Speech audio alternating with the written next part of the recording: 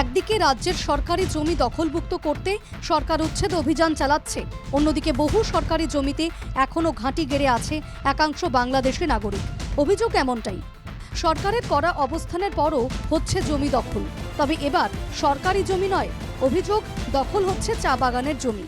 কাছাৰ জিলাৰ এখন বাগিচাৰ খবৰে চাঞ্চল্যৰ সৃষ্টি কৰিছে, কিয়নো অভিযোগ মতে এই বাগিচাখনৰ কেইবা শতাধিক বিঘা ভূমি ইতিমধ্যে সন্দেহজনক নাগৰিকসকলে বেদখল কৰি ৰাখিছে। আৰু মই বৰ্তমান উপস্থিত আছোঁ কাছাৰ জিলাৰ শিলকুৰি যি চাহ বাগিচা, এই চাহ বাগিচাত মই বৰ্তমান উপস্থিত আছোঁ। আৰু ইয়াতে মই আপোনালোকক এটা দৃশ্য দেখুৱাৰ চেষ্টা কৰিম। এই যিটো স্থান, এই বাগিচাখনৰ এই দৰমখালত মই বৰ্তমান উপস্থিত আছোঁ। আৰু ইয়াতে এই বাগিচাখনৰ যিসকল শ্ৰমিক বা স্থানীয় বাসিন্দাসকল আছে, তেওঁলোকে অভিযোগ কৰা মতে এই স্থানতে দেখা গৈছে যে প্ৰায় 200 বিঘাৰো অধিক ভূমি ইতিমধ্যেই সন্দেহজনক নাগৰিকসকলে দখল কৰিছে, বেদখল কৰি ৰাখিছে। শিলকুড়ি চা বাগানের শ্রমিক ও বাসিন্দাদের অভিযোগ, ধরমখাল এলাকার প্রায় 200 বিঘারও বেশি জমি দখল করে রেখেছে একাংশ সন্দেহভাজন নাগরিক। অভিযোগ, কোনো ধরনের বৈধ নথি ছাড়াই বাগানের জমিতে বসবাস করছে এরা। এমনকি শুধু জমি দখল করাই নয়, ওই এলাকায় কয়েকশো স্থায়ী অস্থায়ী বাড়ি করে বসবাস করছে এইসব সন্দেহভাজন নাগরিকরা। বাগানের জমিতে পুকুর কেটে মাছ চাষও করছে তারা।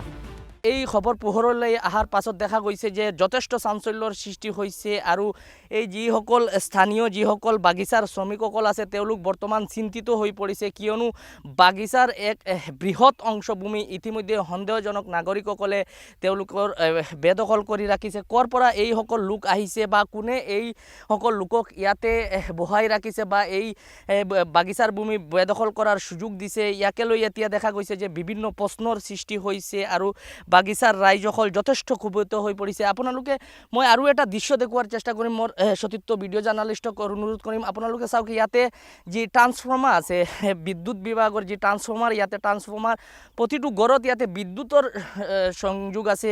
কিদৰে এই অবৈধভাৱে ইয়াতে যি ভূমি দখল কৰি ইয়াতে বেদখল কৰি ইয়াতে ঘৰ বাৰী নিৰ্মাণ কৰা হৈছে, তেওঁলোকে কিভাৱে বিদ্যুৎ বিভাগে তেওঁলোকক ইয়াতে যি বিদ্যুতৰ সংযোগ দিছে, ইয়াকে লৈও দেখা গৈছে যে যথেষ্ট রহস্যর সৃষ্টি হয়েছে। বাগানের জমিতে বেআইনি বসবাসের অভিযোগের পরও বিদ্যুৎ সংযোগ দেওয়া হলো কি করে, তা নিয়েও চিন্তিত জনগণ। স্থানীয়দের অভিযোগ, জমি মাফিয়ার মদতেই চলছে জমি দখল। শিলকুড়ি বাগানের জমি দখলকারীরা বাংলাদেশি বলে অভিযোগ চা শ্রমিকদের। এখানে এখন পর্যন্ত আসছে, এখন পর্যন্ত ডেলি ঘর বনছে, নয়া নয়া মানুষ আসছে, কিন্তু তো এদের কোনো খবর না, পাতা না। কিন্তু এর মধ্যে কি কে ভূমাফিয়া আছে, এরা জায়গা বিক্রি করে, এরার কাছে বিক্রি করার পরে রাতারাতি ঘর বানাইলায়, ঘর বানিয়ে এটার মধ্যে বসবাস করতে লাগে যায়। এরপরে আমাদের যে বাগানের মানুষের দু একটি জায়গা আছে, ওইখানে গেলে তারা ওইখানে গিয়েও দরবার করে।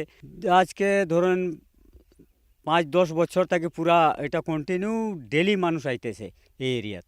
তারা নয়া নয়া আইয়া ঘর বানিয়া থাকে, কইলে কই আমরা কিনি লাইছি, আমরা কাছে এনএসই আছে, এইসব কইয়া মাতিয়া। কোন জায়গার মানুষ এগুলো আমরা কইতাম পারি না, বাংলাদেশি না কোনো, মানে এটা তো চীনা মানুষ না। এইখানে স্থানীয় মানুষ আছে, এরা মানে জমিন জায়গার ব্যবসা করে, মানে দালাল পার্টিরা। এরা কম পয়সায় কোম্পানি বাগানের কাছ থেকে জমিনটা কই আমরা কিনছি, আর ওই জমিনটা মানে বাইরা মানুষদের বোয়াইবার লাগে, তারা বেশি পয়সা নিয়া তারা বোয়ায় তারারে। এ বিষয়ে বহুবার বাগান ম্যানেজারকে জানালেও কোনো সুরাহা হয়নি বলে অভিযোগ। বাগানের জমি দখলমুক্ত করতে সরকারের দৃষ্টি আকর্ষণ বাগান শ্রমিক সহ বাসিন্দাদের। বাগান ম্যানেজারের কাছেও আমরা কয়েকবার গেছি, তো তারা কইছে যে আগে যেটা বিক্রি হয়ে গেছে আর বিক্রি হইতো না। কিন্তু এখন তো দেখা যায় বর্তমানে ডেলি জমিন বিক্রি হয়। ওই তো গিয়া দেখুন না, বড় বড় টিলা কাটাইতেছে, রাস্তা বানাইতেছে, আর ঘর বানাইতেছে, মানুষ বোয়াইতেছে, এটা তো ডেলি চলে।